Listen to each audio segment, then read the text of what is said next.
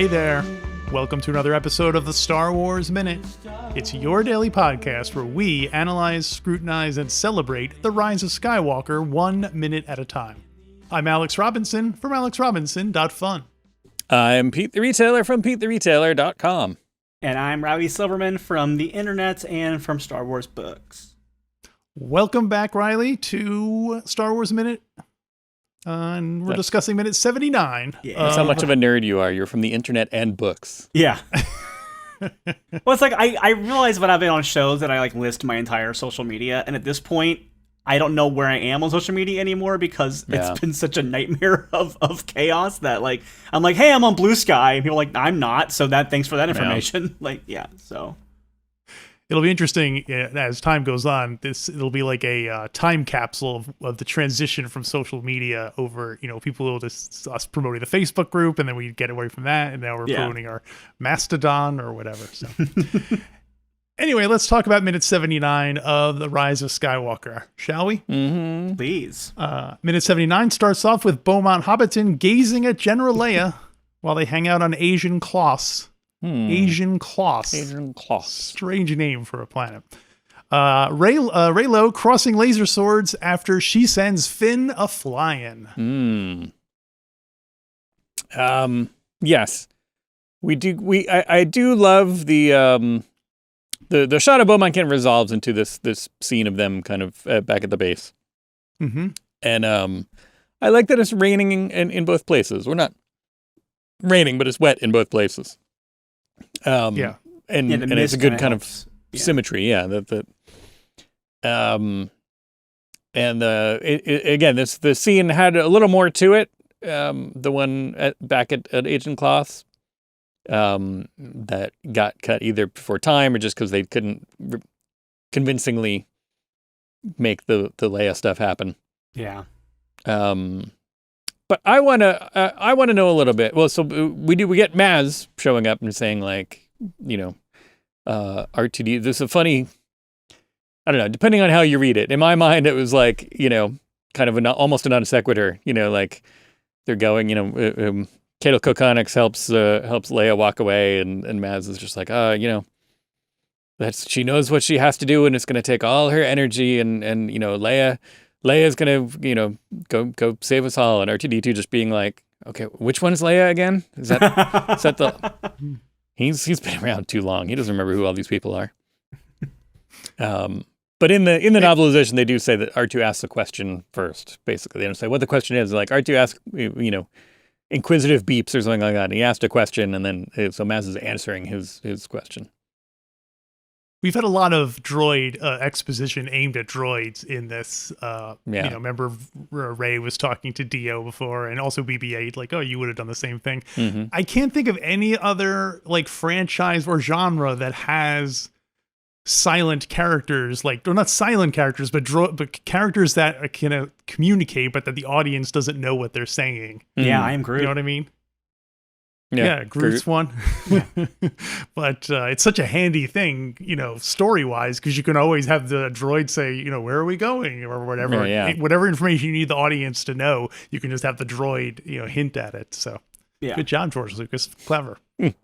Yeah, there's a couple times it's really frustrating for me when, especially in like Star Wars books and other media, where you'll have a droid or a Wookiee or someone who doesn't speak Basic or Arabesh or whatever, and then the character will always repeat the question like back to them. There's not enough faith in the audience to understand like what the question might have been. So it'll be like, so like if someone's like, where are we going? Then the responder goes, where are we going? We're going to Tatooine.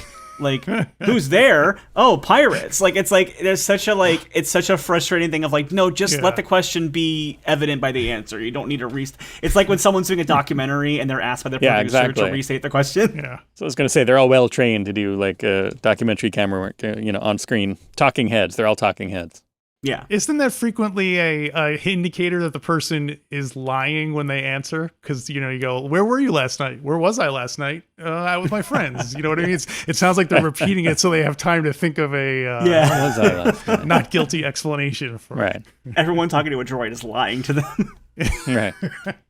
But only if they repeat the question. Right. That's the, if they don't repeat it, then Well, I had a question, Alex. Maybe you can help because you've got the visual guide there, right? Who are these other rebels? Do you have any ideas? Because we see Beaumont Kin, we see Rose Tico, we see Cato Kokonix, and we see Princess Leia, General Leia Organa Solo. There's a lot of people in the visual thing that we don't really get to know. Let's see. We see a Snap Wexley, but then there's a guy who looks kind of like a none of the Aftab. I love Aftab, but there's a guy in there who looks kind of like he's maybe from like the Breakin' movies, and then there's another guy who looks a little kind of like a This whole page is nothing but aliens who work for the I wish Resistance. I would love for there to be more aliens. Look at that fly. There's like Why a don't we pilot see girl. these guys? There's like she's like wearing a flight suit, I think, in the background. Yeah. Why don't Yeah. we see any of these aliens? Again, I don't want to see Beaumont Kin talking. I want to see a goofy alien telling me this exposition. Now you say that, but before when I was like, "Isn't Claude great?" You're like, "Ugh." I conceded that I liked Claude. There is in Jedi Survivor, there's a planet you go to, and there's another member of Claude's species who's like a gay farmer with like a human. Like they're just like living Wow. on this planet, and like they're like, yeah, we were out wandering. Like their whole relationship is that basically they hate everybody, but they hate each other a little bit less than everybody else. So that's why they're a couple. It's like it's very adorable. Nice. Yeah, Now I'm more inclined to play this game now that it's got. it's very fun. I will say it's a very good set of games. But yeah, I want to know more about these other rebels and why aren't they crazy aliens, even if they did have the costumes made and stuff like that. I think there was some reason at some point. Like we saw more of the pilots. I think a lot of the aliens are pilots. And I think we saw a lot of them in other scenes that got cut probably for time or something like that. Like along that, like I mentioned Rose had a thing where she got some other ships up and running. Oh yeah. That woman there. She's The in one- that scene. Nini Chirtin or whatever. Yeah, she's in Oh the yeah, scene. you're talking about Nimi? Oh yeah. Oh wait, we've talked about her before. I think the answer to your question about the lack of aliens in the Jedi camp is that they made this movie in like half the time they had to make it in normally, and they probably like didn't have time to then CGI in a bunch of aliens. That's my theory on it. Is like, But don't they have like 20? Don't they have like 5 movies worth of costumes laying around and stuff by this point? Or they don't just throw all that stuff away, all the that's true. Rogue One and those characters. Anyway, Yeah. But, My point is more that like this was so rushed that I think that they were like, Right. just throw them in a jungle with some computers and we'll call it an afternoon. Yeah. Like they were so busy CGIing Leia into the scene they didn't have time to add any other costumes or effects to it. yeah. Yeah, that's my theory. Is I think it was probably like a production limitation. I could see Yeah, that it being should the be case. that the rebels have aliens because that is something they've kind of shied away from in the Disney era. Is originally there was kind of like a lot more indication that the Empire was like human supremacist, like they didn't. That's why like Thrawn is like such They're a all unique British guys. character because Yeah. he's like one of the few aliens to rise up the ranks of the Empire because normally they're like not, and they've really kind of shied away from that. But it was always like, oh, you're more likely to find aliens in the rebels. Like that's why Akbar is like a general and admiral, but that kind of thing. But Yeah. We looking it up in the background. We did talk about Nimi Tareen because she was in earlier. So when she's the one who told Rey that the Falcon was back at the very beginning of the movie. Like, Rey, the Falcon's back. Like, I was like, I know she did look familiar. She's got that weird brother who doesn't seem to be one of these guys, but maybe he is. I don't know. who's this But, guy talking to her at the computer? Who's the guy playing Space Invaders while she's looking at the? No, that's what I want to know. Who's this? What does he look like? Or maybe it is her brother. I don't know. It's like a little goatee. Goatee. That's unique.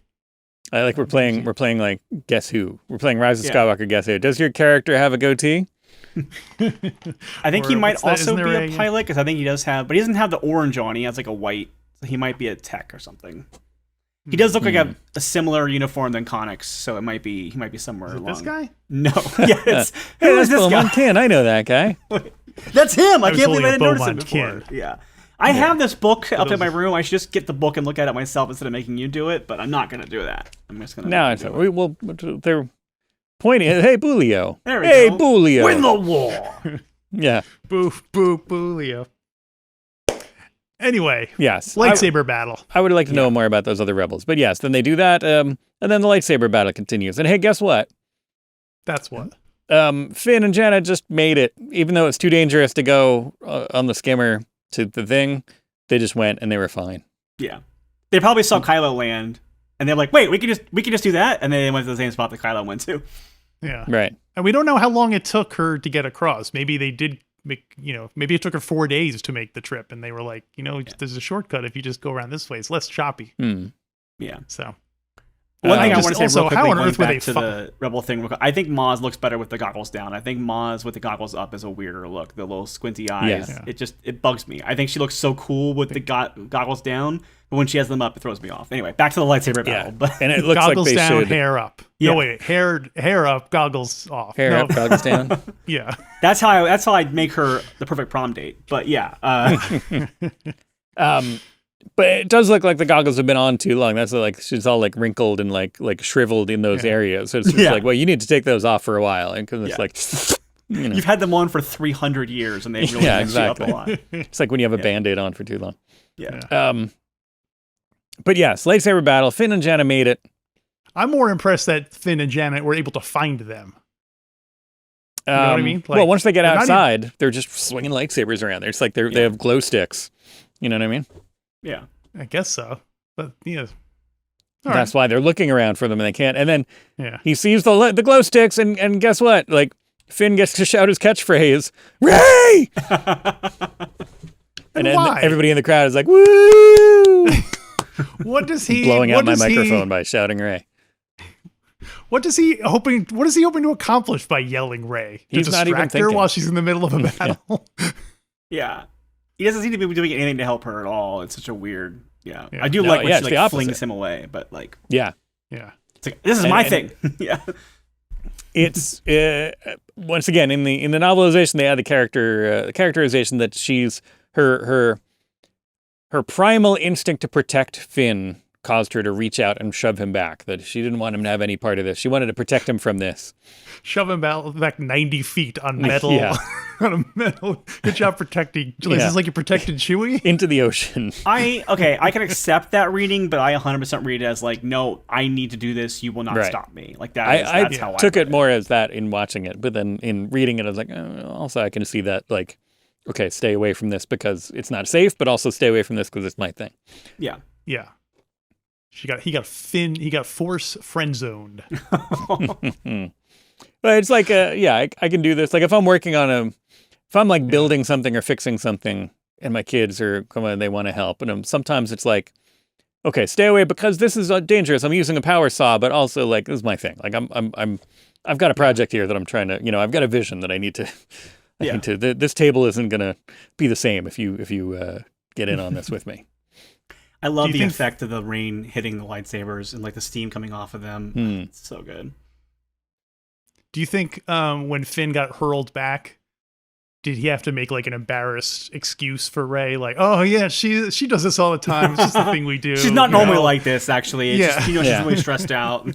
Yeah. So I shot Rey and then she pushes me. It's like a high five. It's like a force high five. We just did it. You just couldn't.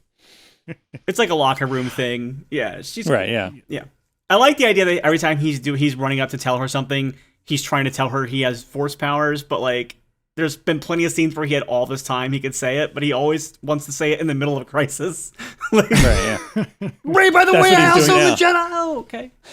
But he runs up and sees them dueling. He's like, by the way, Rey, I can feel the force. Like, Rey, what can I do? Should I push him? Should I throw something at him? We'll cover this in a Lego special instead of a real. Right. Do you have any other lightsabers? Throw me one. Do you think he did a home midichlorian test just to see what to see if he would qualify? I think midichlorians have been discredited by this point. So I think he saw, if you can draw this turtle, you might be a Jedi test in the back of a magazine, right. And he drew the turtle from memory because he closed his eyes and felt the force and drew the turtle. If you can levitate this turtle, right? Yeah. Or a pirate. I like that we're getting an outside daytime lightsaber battle. That is very, Attack of the Clones, not technically a duel. It's, lightsabers versus robots. This isn't a duel, this is a massacre. But I can't think of any other daytime lightsaber scenes we have. I mean, Yeah. I guess technically, yeah. You mean the size of the Jabba's barge in Return of the Jedi? But that's a lightsaber. Oh, you mean against- lightsaber on lightsaber? Actually, yeah. Yeah. 'Cause actually, this is actually Yeah. the last. This is the last lightsaber on lightsaber fight in the Oh, movies look to at this that. point. Like Oh. because I mean, she pulls them out against Palpatine, but it's very much lightsaber on lightning. Like Right. she and Ben LOL. both have lightsabers in that scene, but they're not like clashing Right. with it. Right. So this is really the last time and up to current movies, this is the last lightsaber fight scene, which Wow. Yeah. Well, in honor of the occasion, Pete, I feel like you and I just discussed this. But Riley, what's your favorite lightsaber battle of each trilogy? Okay, that's a good question. Thank you. I think of each trilogy, gosh, Duel of the Fates and the Anakin and Obi-Wan thing are pretty neck and neck. But I think I still go Duel. I think if you're going just purely on lightsaber, I think it's Duel of the Fates. Whatever criteria you want. Yeah, I think I like a lot of what's happening with Anakin and Obi-Wan, but I think I like a lot more of like the resolve and like the high ground thing is what makes that really fun and goofy and like, but also has the things to it.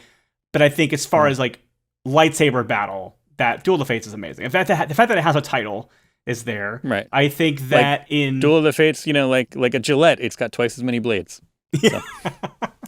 And there are 3 people, which is generally something we don't see very frequently. Yeah, and it sets into motion a pretty major set of events, which is pretty important. So, and it has a cool soundtrack that was written just for it. So that's always fun. I think in the original trilogy,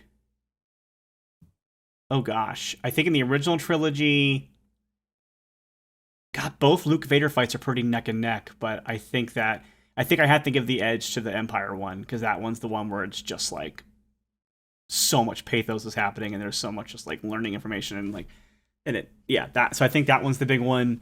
And then in this trilogy, I think it's this one because I guess if we're counting the throne room fight in episode 8, maybe, but Yes, they're not we really are. fighting each other. Yeah, it's not a lightsaber That's definitely duel. the sexiest one out of all of them. Yeah. But I think I like this one the most. I think I'm a really big fan of this lightsaber scene. For me, for all the flaws this movie has that I admit to, I really feel like once you get to this Death Star scene, I think it's banger till the end of the movie at this point. Like I love this scene. I love all the stuff when she gets back to Luke. I love all the stuff in Exegol.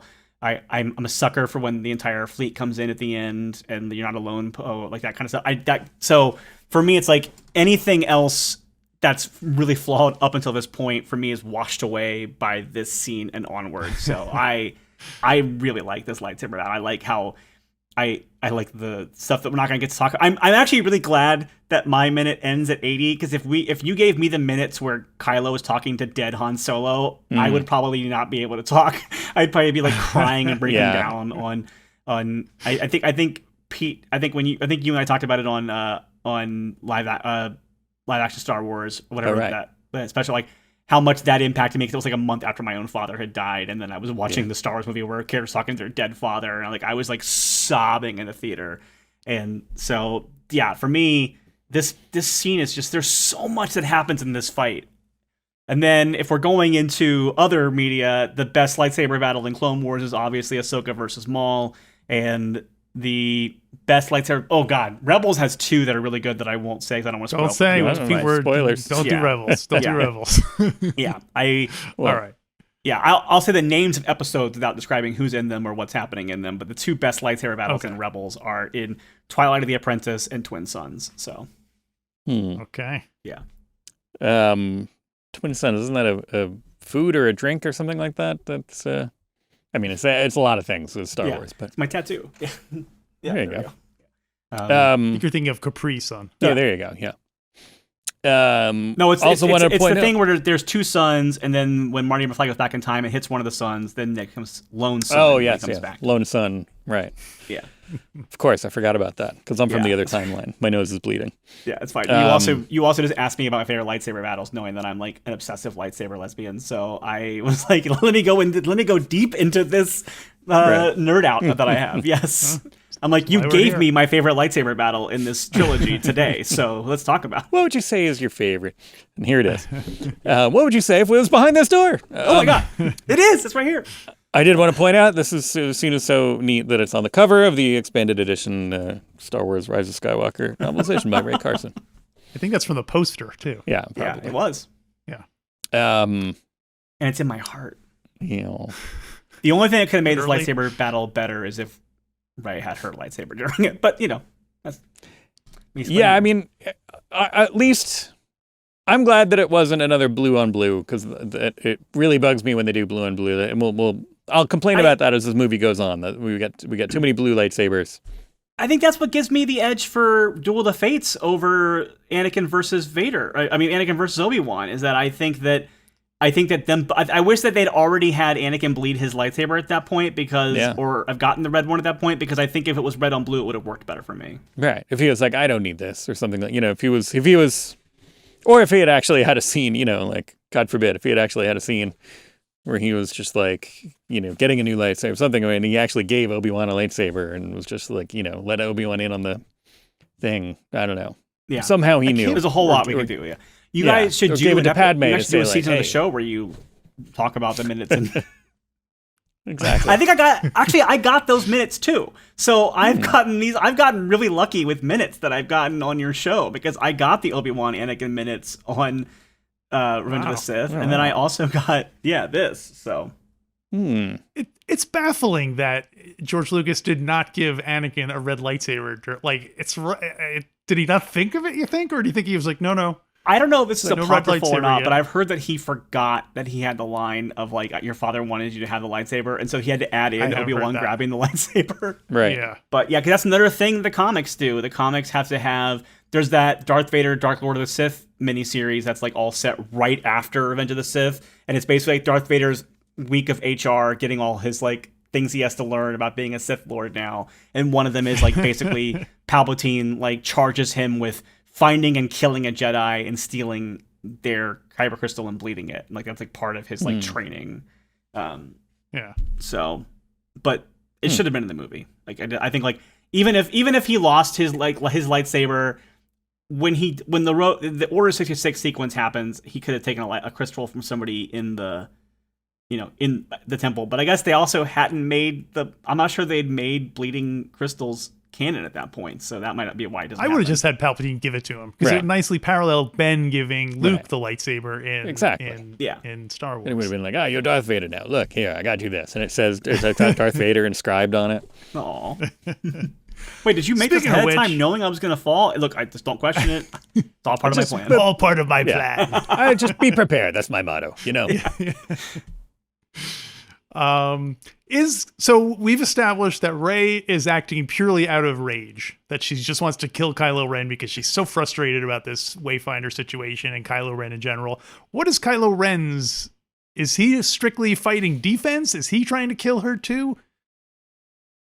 I think What do he we wants think? to convince her, but that's why he's not. Yeah, he's mostly on the defense, and also just kind of, if he gets her to lash out enough, she will get more dark sidey. Yeah. I've never understood that rationale.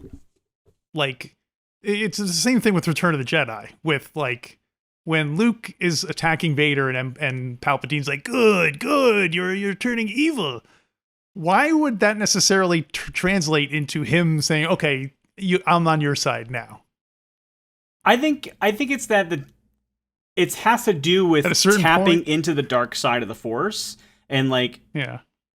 tapping into that power, corrupting you, and then having this thing be like, I am so powerful that I can teach you things. And so if you give into this, I can teach you what you need to learn about it. So how would that translate into, like, in the scenes, they're fighting with the lightsaber, or if Kylo Ren's like, join me.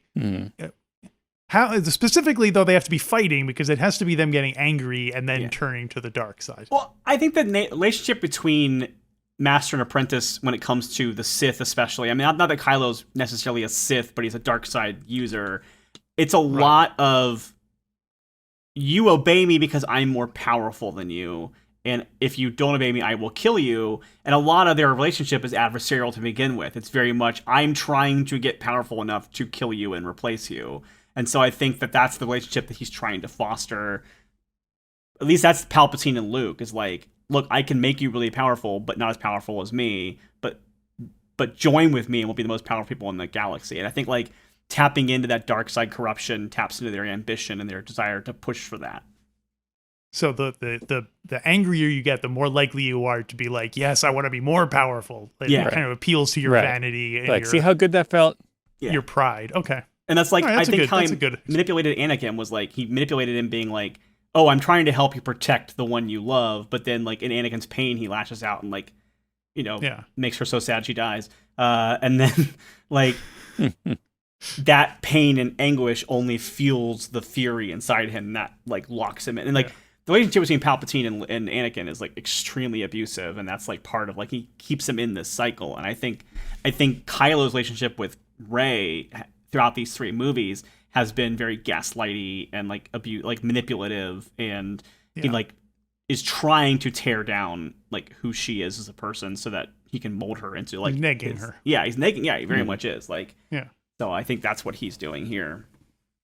I think he thinks he can get her to lash out, be angry, fall to the dark side with him, tire herself out, and then like once she's tired, once she's like given in, then she'll submit. That's what I think he thinks is going to happen. It's interesting though, to my knowledge, we've never seen someone go to the dark side with this path. We've never seen a good person get angry and then become evil. Like Anakin had all sorts of like explanations for why he did it. It wasn't just purely, it was emotion driven, but it wasn't anger that was driving him. It was, love, I guess. Yeah, there's a little bit of anger, but there's a lot of us are having it too. Like his anger at the Jedi Council for not making him a master and stuff like that. But overall, it's definitely. And as soon as he threw Mace Windu out the window, he was like, "What have I done?" He was all like sorry about it. So he wasn't even like didn't even get to enjoy his evil. Yeah, the only 2 people I think the Jedi Tales animated series they did where you kind of see Dooku begin to question the Jedi, and he gets like that. That's a good example of someone who kind of like his anger and his doubt leads him to the dark side. And I kind of assume, I mean, Darth Maul feels like he was like molded to be an angry, like he was just angry from the get-go. So, like he was basically like shaped by as a Night Brother to become like the perfect apprentice for. Yeah, he was a weapon. Yeah, he's basically like given to Palpatine by the Night Mother to like become Mother Talzin to like basically be his like a gift to him basically. Well, the lightsaber duel continues tomorrow. Do you guys have anything else specific to this minute of the fight? No, I think I have things that'll keep. Okay. Yeah. Well, I guess if we're done talking about that, it's time for the listeners to talk. Call our hotline, 8-Day Greedo. It's probably too late to tell us what you think of Han Solo's return, but what do you think of Lando returning at the end? I feel like that's the one I reference every single time. What do you think of Sheev shooting lightning out of his fingertips? And what about Luke? When Luke has stuff to say, he's still in this movie Force later. Ghost Luke. Yeah. What do you think about Force Ghost Luke and Leia showing up at the end? Babu Frick what do you think in a about Y-wing. Yeah, and nosy old lady asking who's poking around the old Skywalker place. Apparently gonna mug Rey, we found out from the deleted scene. Yeah, I say. Put your hands up. Hands where I can see them. All right. Thanks for listening, everybody. Star Wars Minute.